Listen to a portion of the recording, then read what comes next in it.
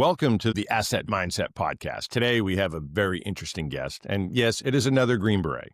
However, this Green Beret has had all kinds of obstacles, challenges, multiple surgeries, things he's gone through, and still overcoming and doing great things and giving back and helping others. So he has the asset mindset. And Zach, that's why you are here. And I'm proud and honored to introduce you to the Asset Mindset audience. And please introduce yourself and tell us a little bit about your story. Let's see. I live in Louisiana, in Baton Rouge, Louisiana. Retired out of the Army in 2014, end of 2014. And now I am a firefighter. Very cool. Now, I see you joined in 2004? Yes, sir. All right. So right around the same time frame I joined. I joined in 2003. So Oh, we're a similar paths and whatnot. So and did what you come group? in under what contract?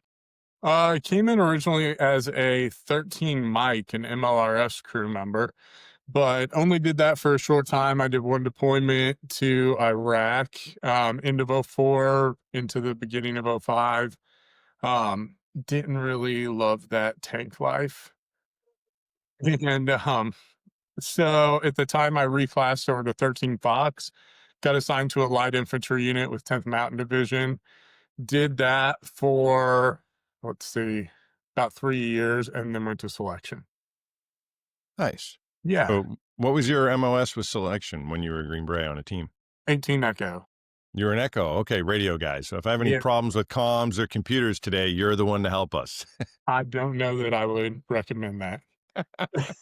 Come on. You Echoes are all wazoo, I'm, I computer definitely stuff. need a refresher course. Well, you'll probably teach me how to use the oxygen tanks better then, right? As a firefighter. Yeah, Give me a yeah. tour of your truck. Every compartment is this and that, and this is where that is. If you need a ladder thrown, I got you. Fantastic. Or if you need lifted up off the ground, real good at that too. Oh, there you go. Nice, nice. I'm pretty big though. I'm 6'4", like 230. So, Okay. Yeah, I'm I'm like a sandbag 6'3". dummy.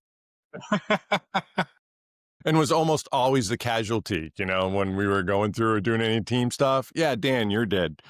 Yeah, I'm 6'3", and when I went through selection, I was probably 230, 240, but like a good 230, 240. I wasn't fat. And now, because I just got done riding a bicycle across the country, I'm down to like 200. But yeah, same thing. Always a casualty through the firefighter academy. Always a casualty in the house. Yeah. Well, So, you just mentioned your bike trip. Was it like 5,500 miles or something you did? Tell us about that and the cause and why you did it.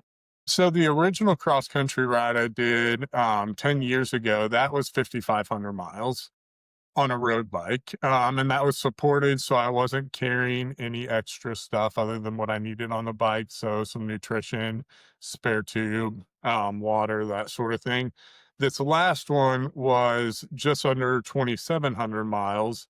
And that was all self supported. So I was carrying all my camping gear, all my food, water, spare parts, tools, clothes, everything was on the bike with me. So it was like my bike was probably between 55 and 65 pounds at any given time. And then it's all, for the most part, it's all off road. A lot of forestry roads, fire breaks, a little bit of single track, and then occasionally some paved roads to connect trails. But for the most part, all off road along the Continental Divide the whole way. It was over 200,000 feet of elevation. Yeah. You were working. Yeah, definitely. A lot of. So what inspired you to do this? And what was your mindset with taking on this endeavor or both of them? So the first one, cycling had become kind of a passion and a form of therapy for me. After 10 and a half years in the Army and a good chunk of that in SF, I so much. So I had picked up actually while I was in selection, I had started cycling as kind of some training for the running gates that we had to meet, but without putting the stress on my joints and everything, because as you probably know, the joints don't like running with 230 plus pounds. We're not built for that. You need a door knockdown, I'm your guy, but you want to run 5 miles, I'm probably not your guy. And but we still have checkpoints that we have to meet. So in my off time, I started cycling just for the cardiovascular aspect to get that going. So then when it came time to do a timed 5 mile run or 10 mile, I could meet those checkpoints and be good to go. But I liked it. I liked that, in the same amount of time, you can cover a lot more mileage. Your head tends to be up a little bit more. You're enjoying the scenery around you. Um, so cycling had kind of turned into like therapy for me, almost like an active meditation, if you will. And so when I got out, I decided I'd always wanted to do a cross country bike ride. Let me do this, but I'm not just going to do it for me. Let's find a cause to get behind. So I picked a nonprofit, Task Force Dagger, and I rode to raise money for them. And at the same time, I set up speaking engagements along the way, talking about non pharmaceutical therapies, talking about the nonprofit, raising money, and just hoping to inspire people to get outside and be more active instead of just taking the VA prescribed pharmaceutical cocktail and dealing with things that way. So that was the original one. And then over 10 years, a lot had happened in life and had some injuries, illnesses, and I kind of wanted to test my limits. I wanted to see like what am I still capable of now.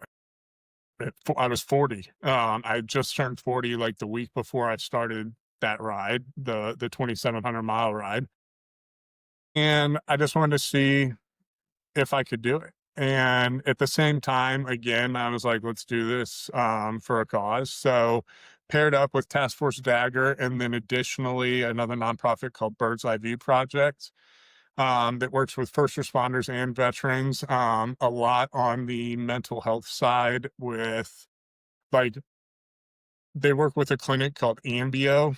I don't know if you're familiar with them, like the Ibogaine and 5-MeO DMT, all those kind of the psychedelic therapies, if you will. Yep. Yeah. So, raise money for both of those organizations. This time, I did not set up speaking engagements along the way because I had to get back to work by a certain date. So I needed to average 100 miles a day. And 100 miles in the mountains, you don't want to do much once you're done with that. So, so here we are now after the fact doing those things, talking about why I did it and trying to inspire others to challenge themselves, put themselves in uncomfortable situations to kind of give them the confidence that they're capable of a lot more than they think they are. I love it. That's a great thing, and that's why you're here on the Asset Mindset, because that's what we're trying to do. We're trying to help people take ownership of their life, to be able to realize they're stronger and more powerful than they are, and to push themselves and get out of the comfort zone. So I'm going to ask you, what was that, or if there was a defining moment or a time in your life when you were a kid, teenager, or even joining the military that was something that taught you, wow, I am stronger or more powerful than I realized, when you started to understand that mindset was strength? Man, the first thing that comes to mind is a selection story. I feel like every Green Beret has a selection story. So it was during the Star Course land nav, and I think you have what, 3 attempts, if I remember right, to pass the Star Course. But if you get it on the first time, you don't have to do the second or third time. Is that right? Or is it Yeah, two? at that time frame when we went through, yeah, you had to find 4 points in one night, or you had to get so many points altogether, you Yeah, know, through the 3 nights. yeah. So first night was a rough night. I got completely turned around in a draw. Had to backtrack like 3 miles till I found one of the roads. Remember, I think they were called like 6-wire road and there's 3 Yeah, wire yeah, road five because wire, and yep. yeah, because it's the power lines that are going along the roads. And those are like your only like, okay, now I can figure out where I am, unless you're like a land nav guru, and you can be like, that hill's this hill. Um, which I could not do that at the time. Um, but I think I found like 3 out of 5 on the first night. So, um, night 2 and 3, we were out there, and it was the last night, and I think I needed 1 more point, but it was like sun was already coming up, and so the cutoff was like maybe an hour and a half away. I had like 4 kilometers or something to get to this last point I needed, and I was just exhausted. I went through, remember Scuba Road? Yep, yep, yep. So I had earlier in that night gone through Scuba Road, and I went through Selection in November, and it was cold for North Carolina in November, like 40s, was wet, whatever. I actually climbed in my bivvy to warm myself up for like an hour and a half. And long story short, morning came. I had 1 more point to go. It was a ways away. And I was just like, oh, I guess that's it. I'm not going to make it there. And so I just went out to the road and I sat on my rucksack. And because I was like, there's no way I'm going to make it, whatever. And one of my cadre came along, and I wish I could remember this guy's name. He was a ginger. He had like a little bit of a tick, like he would be up talking and he'd like have a little thing going on. Fast forward, this guy ended up being my bunkmate in Sephardic like a couple years later. Um, but he drove by and he's like, "What are you doing?" And I was like, "I'm not gonna make it to this last point, so I'm just waiting to be picked up." And he's like, "So you're not even gonna try?" And he was like, he gave me like a little bit of a pep talk. And he's like, "Get your ass back in the woods, walk as far as you can in that direction, and just see what happens. At least then you know. Right now, if you sit on this road, you don't know if you could have made it or not. You're just assuming you're not going to make it." And something switched, and I got up, I put my ruck on, and I started going. And luckily, like it wasn't a super dense movement to that last point, and so I was able to kind of double time through portions of it, and I found that last point with like 20 something minutes to spare. And um yeah, I might have had like, I don't know, 2 hours or something, whatever. In my head, I didn't think I was gonna make it because I was like, there's gonna be draws, there's gonna be something to slow me down. Ended up being pretty much a smooth shot through there, and I made it to that point, and I ended up getting selected. Um, and that kind of set that mindset of like, don't give up, let yourself fail if Mhm. that happens, but don't just give up. Yeah, And fail trying, yeah, like exactly. Yeah. And I carried that with me all the way through my career, and that's kind of been my thought process in everything I've set my mind to is it's like, even if it seems out of reach, I'm like, well, we don't know unless we try. So let's see what happens. what a fantastic lesson to learn in selection, and I'm Yeah, sorry I can't help you with that cadre and his name, yeah. but Maybe somebody will hear this and they'll be like, I know exactly who that was. yeah, you can put that down in the comments if you're watching on YouTube. Yeah. He was great. He was great. And like I said, he was my bunkmate in Sephardic like 3 years later and ended up being like a super cool dude and hilarious. Um and so I just really relied on him because he had probably 15 years in group on my at that time. I went through Sephardic like a year after I went through group. And he had been, I think I wanna say he was a 3rd group dude, may have been a 5th group guy, but, just soaked up as much knowledge as I could. on things while I was with him for those few months out at Bragg on age 37, and it was great. That's fantastic, and I'm so glad you had that moment and that epiphany. It sounds like a real major shift, and you realize, all right, I'm gonna try, but then you succeed and you're like, "Man, I had limiting beliefs." Yeah. And people do that throughout life all the time, and now that you know that, like you Mhm. said, you push. Your mindset's now like, "You know what? I'm gonna try. I may not make it, but I'm gonna do it, and guess what? I'll have no regrets." Yeah. Because that's what happens. If you sat there, and that's what that cadre knew, if you sat there and then didn't make it, you'd always wonder and you'd regret, "Man, I could have maybe made it, or if I had tried or whatnot." So that's good. I'm very It's happy you did that and you learned that lesson. for sure. It's funny, I was listening to an episode of yours, it might have been the last episode you had, and you had somebody on there, uh, a SEAL, that was talking about how the instructors through buds, they have these, like, conversations with you that, like, at the time, you don't realize it, but they're, like, mentoring you and, like, planting those seeds for the future, without you realizing it, and later on, you look back on it and you're that guy was trying to set me up for a successful career, and that was definitely one of those moments. Yeah, that's fantastic. And that was Mark Green for anybody Yeah. listening and you want to go find that episode, Navy SEAL Mark Green. Awesome, awesome human being.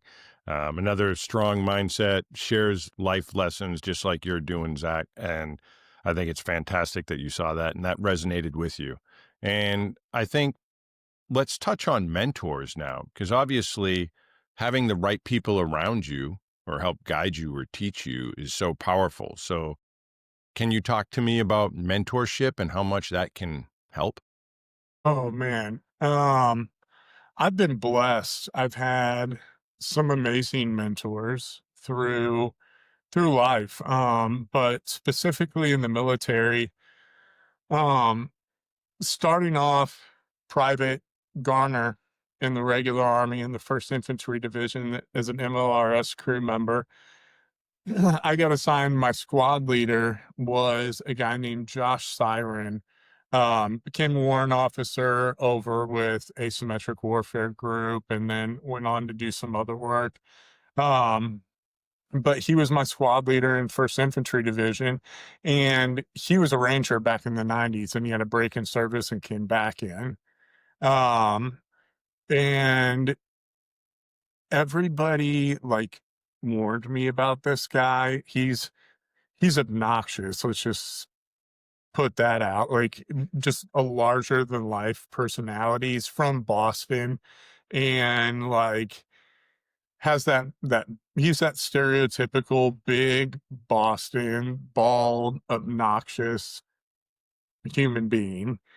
But he did not settle. Like, if you were one of his soldiers, like, you were gonna be the best soldier in the platoon, and he would settle for nothing less. He carried that Ranger Battalion mentality over to the 1st Infantry Division when he came back, and he is like, "There's no shamming in my squad." And so, little PV2 Garner gets assigned to 1st Infantry Division, deploys to Iraq right away. The unit was already deployed, so I got to Germany, spent like 6 weeks over there, and then shipped out to Iraq to meet up with them. And just right off the bat, like he's running through stuff that doesn't even have to do with our job. Like he's teaching me stuff that we don't learn in the field artillery and AIT, like how to set up L ambushes. Um, like quizzing me on them nightly and like having me do sand tables and stuff. And I'm like, what the fuck does this have to do with my job? But I liked learning that stuff because I already knew like eventually I want to find my way into that world. So I would like spend my nights reading the Ranger Handbook that he gave me a copy of, and then he would quiz me the next day, and if I got it wrong, he'd smoke the shit out of me.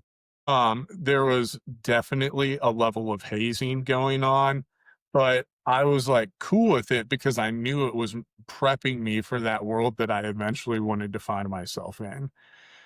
And, looking back on it now, I'm like, "Man, some of that shit was fucked up." But I'm glad it happened because it made me who I am now. And we're still in contact. We still, we don't talk every day, but we catch up a couple times a year. And and he's told me how proud he is to see the career that I went into, and I owe that to him for kind of planting those seeds. And because he was so strict with me early on as a PFC, like, I had opportunities to go to air assault school because I had the highest PT scores, because he would make me, even outside of unit PT, we'd spend 3 hours a day PTing together, just he and I, because I was weak when I came in the Army. I was 6'3", 173 pounds when I joined the Army. Wow. I was a stick. And I had been like bullied my whole life. I had no confidence or whatever. And he built that in me. And so consistently reflect, and like, especially when I was on this last bike ride, I was with my best friend, and he was not in the Army. We've known each other since I was 15 years old. And he's like, dude, it's amazing to see the person that you are now compared to who you were at 15 years old. And he's like, I don't know how this happened. And so I spent, when you're spending 10 hours a day in the mountains on a bike, going uphill most of the time, uh, you like reflect on a lot of things. I went back consistently to like that really, there were like two, three people throughout my military career that I can say like definitely contributed to who I am now and the success that I had and I'm still having in other areas of life. And he was number one. Um, Number two is a guy named Josh Daniels. He and I went through the Q course together, former bat boy also. And then we got assigned to seventh group together, and now we work together. He runs a nonprofit called Hero Games Charity, and I help out with those guys when my schedule allows it. Um, but Josh, it's funny, and I've talked about this. He has a podcast, and I was on his podcast, and I talked about this. At first, I did not like this guy because he is he's very confident, but it comes across a little bit like arrogance at first. But the thing that separates arrogance and confidence is he backs it up with the person that he is and the quality of work that he does. He knows that he's good at what he does, and he knows he's a good person, and so, like, there's no he's humble, but he's also not gonna downplay what he brings to the table, if that makes sense. And Yeah, so yeah, when I he's not gonna minimize himself, yeah. Yeah, but when I first met him, I was like, "Who is this kid?" And I didn't know him. But just how he carried himself, I'm like, we're all here as students. We're all the same. Who is this guy? But then I got to know him. We were both assigned Pashto as a language, and we were in the same Pashto class. And I got to know him over that time. And then we went through SUT and SEER and SAGE together. And I was just like, man, this guy knows his stuff. And so I latched onto him because, not coming from an infantry background, like, I was kind of behind the power curve going through SUT and whatnot. And so I spent time with him outside of when we had like structured blocks of training and we were in the barracks. I'd be like, hey, help me understand this and quiz me on this and work through this. And so he was number two. And then I would say he's also just a great life mentor. Now he just retired, had an amazing career, retired as a team sergeant out of seventh group. And I lean on him for personal stuff. I lean on him for career advice and everything. And then the third one, is a guy named Kurt. I'm gonna leave his last name out of this because he's still doing some operational stuff. Um, but he, towards the end of my time in 7th group, was over me, and then we worked together in the outside sector after he retired. And he just always, as far as career stuff goes, anytime an opportunity would come my way when I was contracting, and certain companies come up or certain jobs overseas come up, I would ping them off of him, and he would be like, "Yes, this is a good one. No, this isn't a good one." And then if it was a contract that was in the same circle that he worked in, he would set me up for success. He would do like by name requests for me to go to certain sites where he knew good guys were at that were gonna set me up along the way.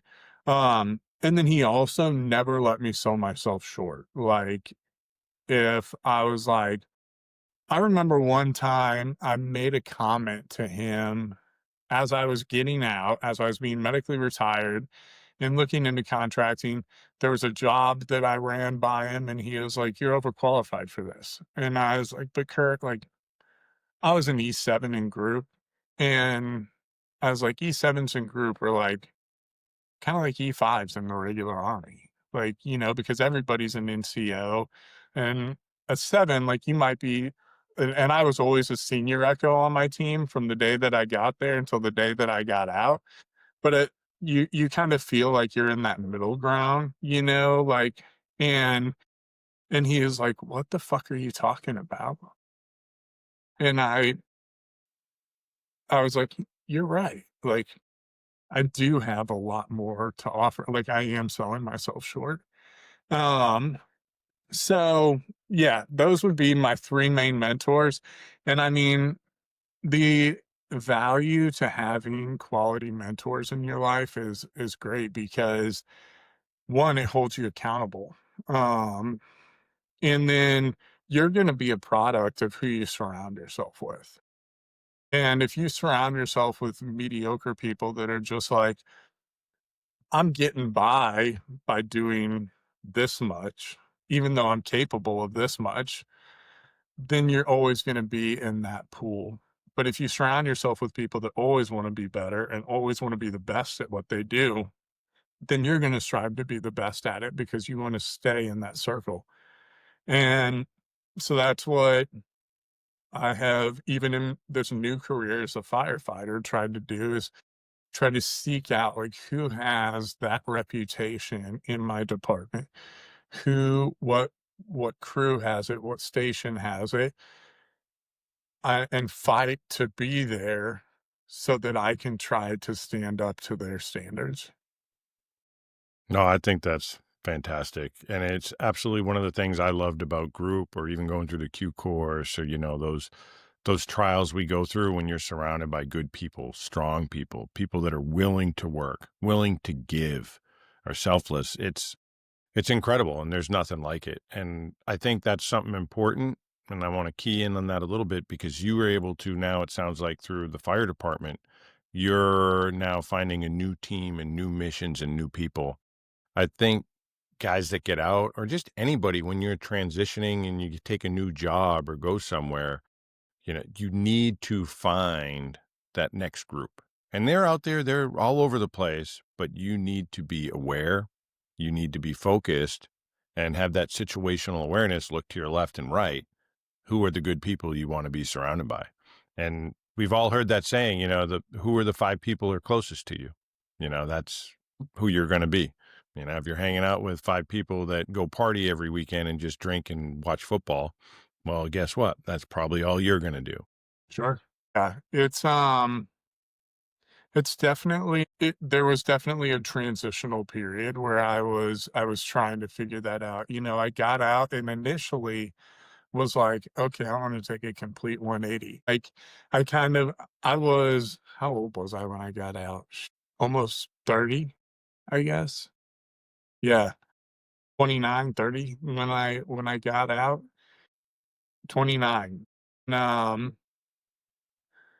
and I kind of felt like I like just blocked out the last 10 years of my life and was like, "Okay, let's be an 18-year-old that's not in the military and experience life now." And worked some random jobs and, like, applied it had nothing to do with the last 10 years of my life. I worked for Lululemon for a period of time. Uh, Nice. and then worked as a bicycle mechanic because I was into bikes, and it got me a discount on the things that I wanted. And then I was coaching endurance athletes, which, like, some of what I had learned in the military transferred over. Um, and then went into contracting. Long story short, I got hit by a car doing a triathlon, couldn't coach, had to take a break from coaching endurance athletes, and was kinda like, "Fuck this, fuck bikes, these are stupid, I don't wanna do this anymore." It stopped being fun. I mentioned that riding bikes was therapy. Mhm. After getting hit by a car on the road, it was stressful, and so I needed to take a break from it, and so I went where the money was, which was in contracting at the time, and started going back overseas. And then 2021, I got super sick with a flesh-eating bacteria infection and found myself in the hospital for 10 months, numerous surgeries, like 30, 40 surgeries. Had 2 strokes. I coded twice while I was in the hospital and kinda needed to recalibrate and figure out what the next steps were for a while. They weren't sure I was gonna live, and if I did live, they weren't sure if I was gonna walk because the infection was in my leg, so I had all this trauma and cleanup surgery to my left leg, my pelvis. It eventually spread to my left arm, my heart. Mm. They weren't sure what I was gonna be capable afterwards, so I took a couple of years, like 2 years to kind of rehab. By the time it was all once it finally ended and I had, like, the last surgery for the infection, we transitioned into all the reparative surgeries, and then I took, like, 2 years to just kinda, like, find my true north, if you will, again, and just get my head right, and then I was like, "Okay, what do I wanna do?" And honestly, the thought of, like, a 9 to 5 in a cubicle just was not appealing at all, and I was scared of what was gonna happen to me if I did settle for something like that, and it was honestly, like, really hard time in my life because I was like, "I don't know what else I could do, but I have to do something," and that's definitely not it. I knew I had always thought about becoming a firefighter since I was a kid. Ended up joining the army instead, but I kinda went back to that and I was like, "But will it take me at almost 40 years old? And 2, can I make it through? Can I still do the job?" Because most 40-year-olds in the fire department are, like, in a captain position or higher, and so they're more, like, delegating the work, you know? And don't get me wrong, there are some captains out there that are still getting dirty with the boys. My captain, for instance, like, I have to literally fight that guy to take work from him when we're working fire because 'cause he'll try to do it because he's still got that dog in him. Um, but I was like, "You know what? Again, we don't know unless we try. So let's see." So I just started applying to departments and I got shut down a couple times because I was too old. And then I finally found a department that was like, "Yeah, we'll take you." And I went through the academy with a bunch of 19 and 20, 21-year-old kids. Um, but I had trained accordingly ahead of time, knowing that I was gonna do this, and I ended up meeting and exceeding all the standards, the physical standards for the course. And now I'm on an amazing squad with the best guys. I work on an engine at one of the best houses on the best shifts. That's my opinion. The other shifts and the other trucks are great, but I think mine's the best. But again, it just goes to show that, like, you don't know unless you try. And yeah, so here we are, and I love it. No, that's great. I'm glad you found that. So I want to go back to a little bit what you were saying, because if anybody's confused or maybe even like myself, so you were in the accident on the bike. Did that lead to the infection that you were dealing with, or were those separate incidents? They were separate. They were about 4 years apart. Okay. Um, so I was doing an Ironman up in Minnesota and was on the bike portion of the ride, and it was raining and pretty gross out. And I was coming down a hill into there. It was a closed course, supposedly. There were cops at major intersections providing the right of way to the riders. But I was towards the front. I think I was in third place at the time, and I could see first and second in front of me. We were approaching this major intersection, and we kind of came up over this hill and then down into the intersection.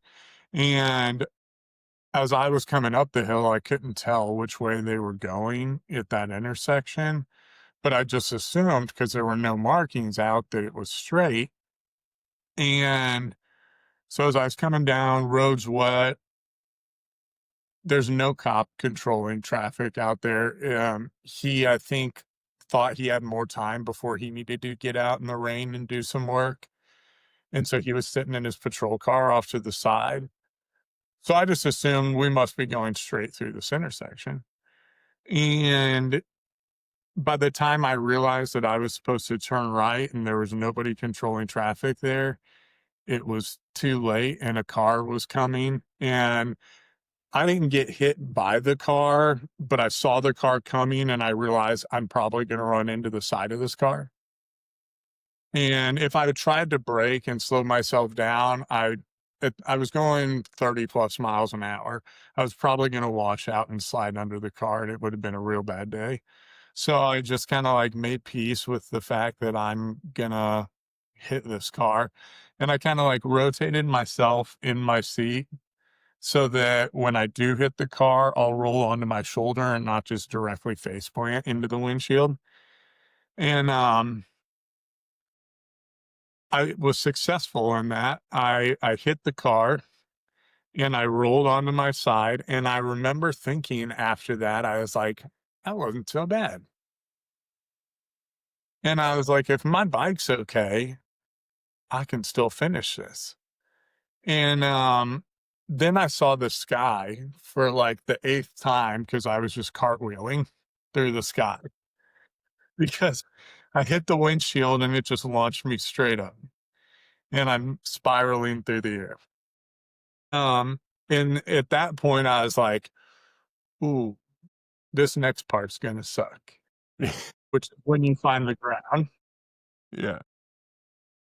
Luckily, unluckily, I don't know. I think I was lucky in it. As soon as I hit the ground, it was lights out. But I woke up on the stretcher and apparently I had scorpioned, so feet kicked over my head. I landed face first on this side of my head, like right up here. Cracked my helmet, back scorpion. So I had a bad concussion. I broke my whole orbital socket, fractured my L5, and off to the trauma one center I went. And then when I got there, I had the A pillar in the car had impacted my right hip and it basically popped my glute muscle. And Oh. so I had developed compartment syndrome in my right leg and it was just filling with fluid, but it didn't break the skin or the fascia. So it was just filling and swelling, Oh. cutting off circulation to my leg. So they had to do an emergency fasciotomy to open that up and drain everything. So I spent like 10 days or so in the hospital and with a wound vac in, sucking all that fluid out, and then eventually they closed it up, sent me home. Spent some time rehabbing that, and then that's when I transitioned into contracting. And then freak accident. I mean, not really an accident, it's kind of my own stupidity. Uh, Beginning of 2020, when COVID hit, I came back from overseas work. Florida had shut down for a couple weeks and there wasn't anything to do. And I lived on this creek that empties into the bay just north of Destin and was out paddle boarding. And I had a jet ski at the time and playing in the water and just enjoying time off. But I had gotten some tattoo work done recently. Oh, And I didn't look, I thought that it had fully healed, but apparently not. So some bacteria had got in there oh, and I developed a little bacterial infection, but the doctors thought it was bursitis and gave me a steroid injection in it, which just fed the bacteria and made it that much worse. And by the time we realized it was an infection, it wouldn't respond to antibiotics. And so it started in my left knee and it took off. It was by the time we started doing washout and debridements, it was from my hip to my ankle. And they just had my whole leg open, just scrubbing dead tissue out, trying to get it under control, doing IV antibiotics around the clock. Um, but it eventually crossed into my bloodstream and then it started eating my pelvis and then eventually spread to my heart. And they lifelined me up to Boston. And luckily, I had an amazing care team up there that we finally found the right combination of surgery and antibiotics and got it under control. Yeah. all from a tattoo. So, listeners out there, if you get a tattoo, make sure it heals all the way. Don't go in the salt water or ocean or anywhere. Oh, man. That's as somebody with a lot of ink too. Like, oh man, I can't imagine. Yeah. And It hasn't scared me off, though. I've gotten you multiple got tattoos. more ink. Yeah. You just won't go in the water now for like Exactly. 3 I'm a little months. smarter about that. Yeah. There you go. Yes, sir. So, with going through all this now, you've had multiple things happen that have really tested your spirit and your willpower and your mindset with the surgeries, whether it be the bike accident or, the infection, bacteria infection.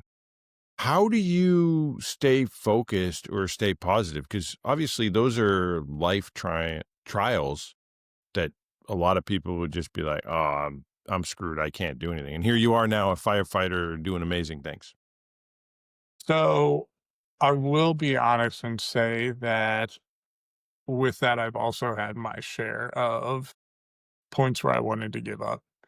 Um, During that time with the infection when I was in the hospital, there were periods of time that I was hoarding my narcotics. If they weren't pushing them straight into my IV, meaning like the oral narcotics that I had to take, I would cheek them and save them up and try to take them all at one time, hoping that I would just fall asleep and not wake up tomorrow.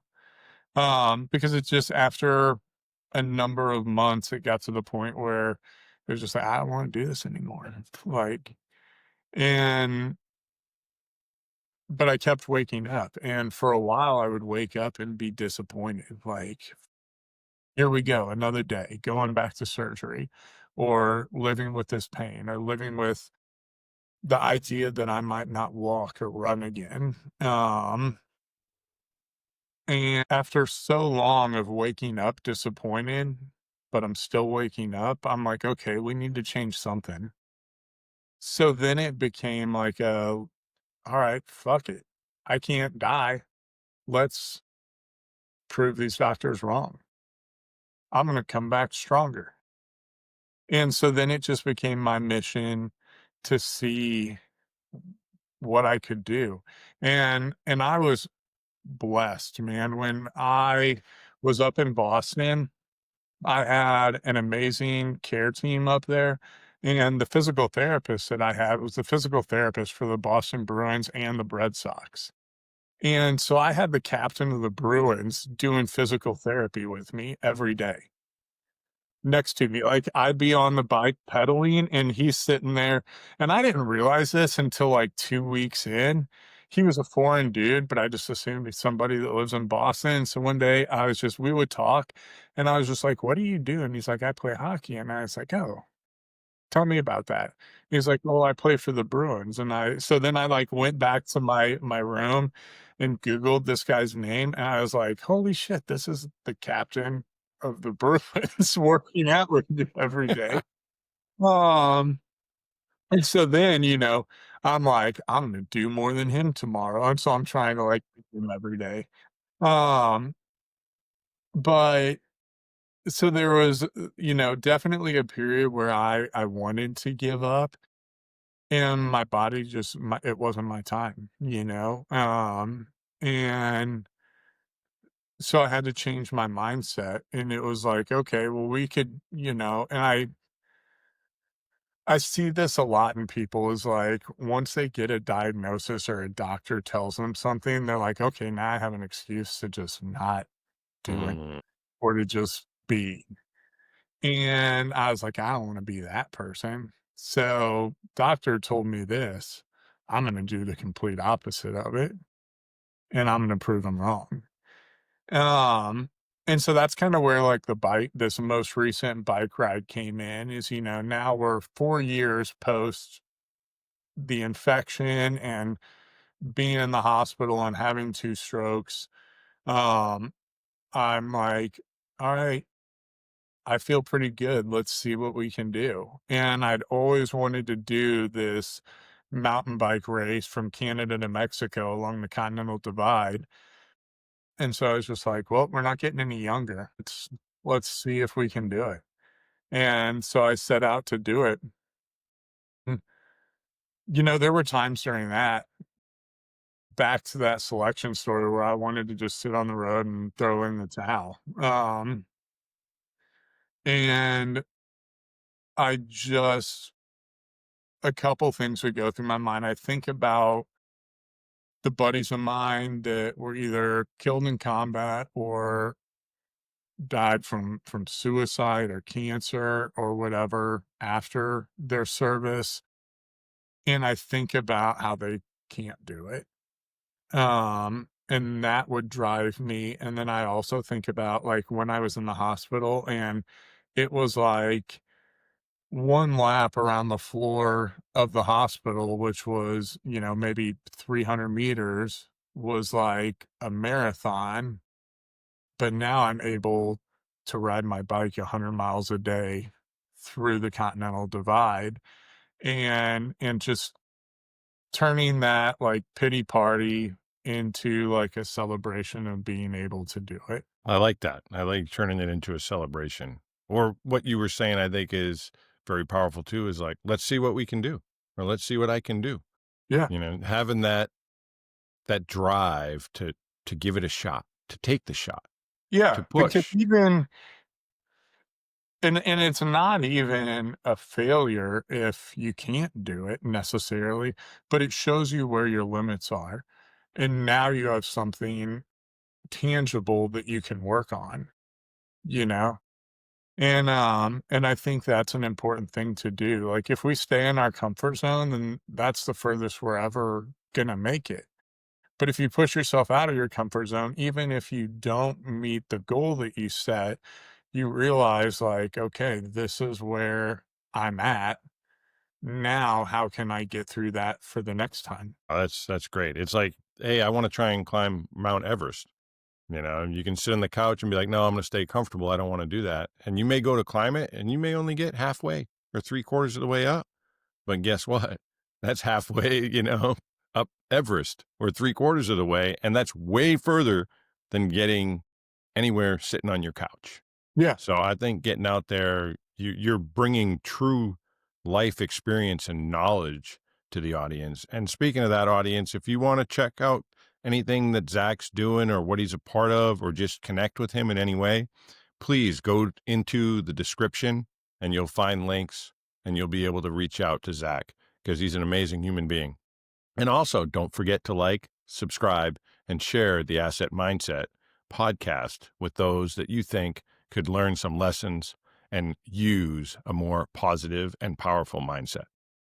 So, Zach, with this figuring things out and trying, what would you like to really convey to the audience as far as, you talked about mentors you've had or different things in life. Like, what would you really like to strive and drive home? Um, just a double tap. Surround yourself with people that are going to push you out of your comfort zone and be willing to step out of your comfort zone. I've seen a lot of people that surround themselves with people outside that like people that are where they want to be, but the relationship eventually dies off because they don't want to push themselves to that level. Be willing to surround yourself with them and then strive to be who they are to get where they're at. Um, and get comfortable being uncomfortable. I think that saying is becoming a little more mainstream, but it's true. If in simple things like our brain is a ridiculous tool, and if a simple thing that I go back to and I need to start doing it more, but ice baths. I'm not gonna go into the preaching about, like, the science and everything behind ice baths because someone else knows a lot more than me. But what ice baths do for me is it's miserable and it's uncomfortable, but if I can get in and do it and quiet my brain down for 6, 8, 10 minutes, then when I just apply that same mindset to other things in my life that make me uncomfortable, whether it's going into a workout that I know is going to suck or an uncomfortable interview or whatever. I get used to being uncomfortable and my brain reacts differently once I have that skill. Does that make sense? It That, makes total sense. And I think that's great advice because I've heard and seen and experienced for myself the ice bath. And there's a lot of physical science benefits behind it, but mentally, what it does is incredible. Because I don't care who you are, if you're getting in 36, 40, 44 degree, whatever your ice bath is, you don't want to do it. It's not comfortable. You mentally have to push yourself. yeah, And that mental exercise, I think people forget that sometimes. Exercising the mind is like exercising a muscle. sure. You are going to be able to build habits or get strength the more you work on your mindset, the more you take on tough challenges, or exactly what you're saying, get out of your comfort zone. The more you do it, you build momentum and the easier it becomes. Yeah. Yeah. It's just, you know, it becomes like second nature, muscle memory, if you will. Next time, again, if it's getting up in front of a group and speaking and you're starting to get that anxiety and overcoming, the great thing about ice baths is it like forces breath work. Um and and I do know enough about breath work that it resets the parasympathetic nervous system. And if you go and you apply those same things before you're nervous about going into an interview or getting up in front of an audience, um, all of a sudden, like it carries over, and yeah, it's wild. Yeah, it is wild. And one of the newest things that I've learned is, everybody gets nervous at times and different things, but there's some science behind being nervous and being excited is almost the exact same neural pathways. Mhm. So if you can mentally, like you just mentioned, speaking or job interview, whatever it may be, if you're getting ready to go into this event or that experience, do not go in there and say, "Oh, I'm nervous." Say, "I'm excited." Because nervous has a negative connotation. And then you're going to start, "Oh, I'm nervous, so I might mess up or whatever." But take that same adrenaline, the hair standing on the back of your neck or whatever you're feeling, goosebumps or heart rate, be like, "Wow, I'm excited." So if you can reframe anything that you're thinking you're nervous about to, "Wow, my body's excited." Excited is a positive, not a negative, and you will actually have different results from going through it. It was remarkable when I was learning about this. So I think you're keying on that. I wanted to share that aspect of it. And, feel free to use it, listeners. Zach, use it. I should use it more myself, because I get up in front of people and I get nervous, or sometimes even here in the podcast, I'll get nervous, but I Now get you're excited fine. now. Yeah, I love it. So, thank you, Zach, for being on here. You've been a tremendous guest. You're an inspiration in so many ways. Your service, what you do for the nonprofits, trying to help other people, create awareness. Your stories of the car accident recovery and getting back out there.